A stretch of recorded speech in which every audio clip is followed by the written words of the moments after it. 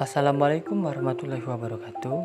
Kembali lagi di channel saya, Alan Dimursalin.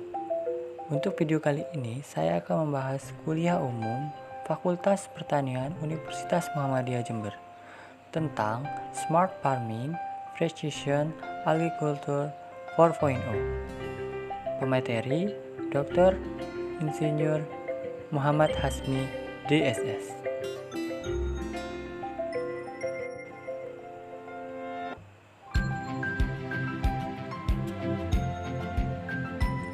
Revolusi Industri 4.0 terjadi tahun 1750-an, berkembang secara vertikal dan horizontal, saling melengkapi, kompleks dalam rakitan dan sederhana dalam penggunaan. Memasuki revolusi 4.0, semua berubah secara dramatis. Kecerdasan buatan atau artificial intelligence dan semua hal virtual yang mampu memudahkan kegiatan operasional hampir semua hal. 4 empiris rancangan dalam revolusi industri 4.0. 1. Interoperabilitas kesesuaian. 2. Transparansi informasi. 3. Bantuan teknis. 4. Keputusan mandiri. Smart Farming. Penggunaan platform yang dinotifikasikan dengan perangkat teknologi dalam pengumpulan informasi yang diperoleh dari perangkat perekam data yang ditanam pada lahan pertanian. Lebih pada penggunaan input sesuai kebutuhan berdasarkan informasi olahan data pada tablet, sehingga tidak ada kelebihan dalam dosisi pengaplikasiannya karena dipenuhi berdasarkan kekurangannya. Smart Farming Precision Agriculture. Kebutuhan dalam mengelola pertanian yang luas dan lahan sempit untuk memaksimumkan keuntungan. Komponen dan Best Practice SFVA 4.0. 1. The role of big data. 2.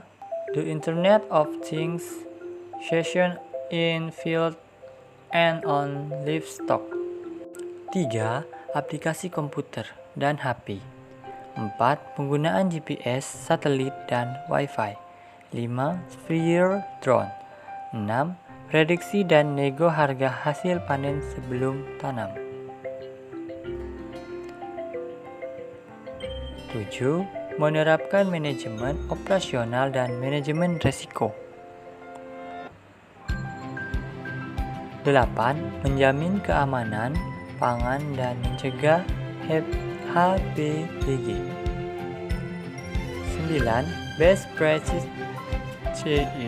Agriculture HARA, mencoba mengoptimalkan penggunaan teknologi dalam bidang pertanian untuk memperoleh dan memberikan data akurat. Manajemen pengolahan pertanian bertujuan untuk mensterilkan tanah dari virus dan bakteri yang berbahaya bagi tanaman. Berikut adalah cara pengelolaan tanah. 1. Pengelolaan lahan dibajak, dicangkul untuk mengubah struktur tanah atau jenis tanahnya, tekstur atau susunan tanah, kontur atau tinggi rendahnya tanah. 2. Sanitasi tanah. Sanitasi tanah dilakukan dengan menggunakan 3 agen hayati. Di antaranya adalah Trichoderma, Beauveria, dan Medsharizum. 3. Penanaman bakteri dengan menyebarkan pupuk kandang fermentasi dan untuk membuat pupuk organik harus melihat jenis dan jumlah bakteri dalam fermentator atau bahan fermentasi. 4. Drainase dan irigasi yang baik. Air yang cukup dapat membantu dalam menutrisi tanah, dan tanaman perlu air yang cukup untuk tumbuh dengan tanah.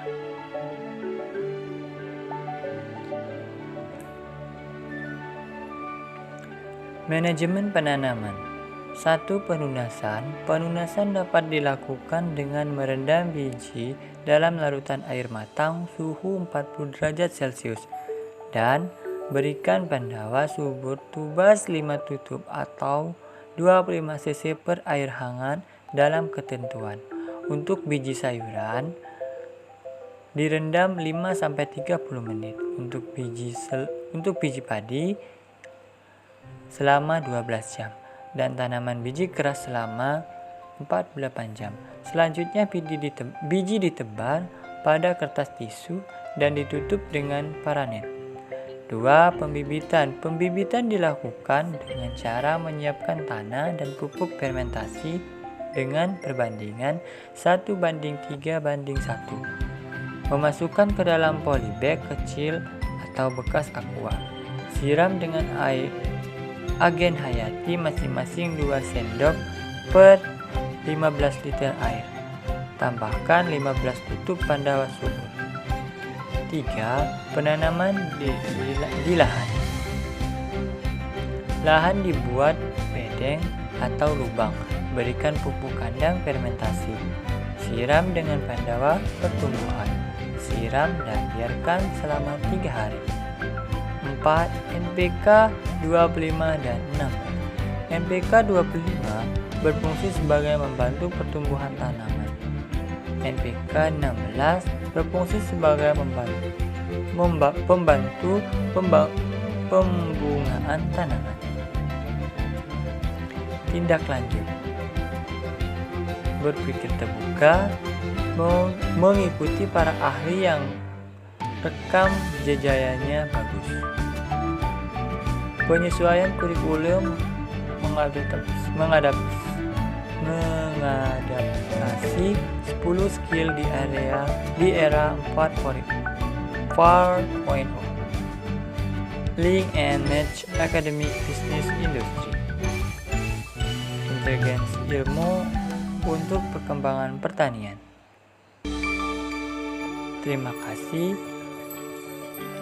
Itu tadi pemaparan materi tentang kuliah umum di Universitas Muhammadiyah Jember tentang smart farming, precision agriculture 4.0. Kurang lebih saya mohon maaf. Wabillahi taufiq wal hidayah. Wassalamualaikum warahmatullahi wabarakatuh.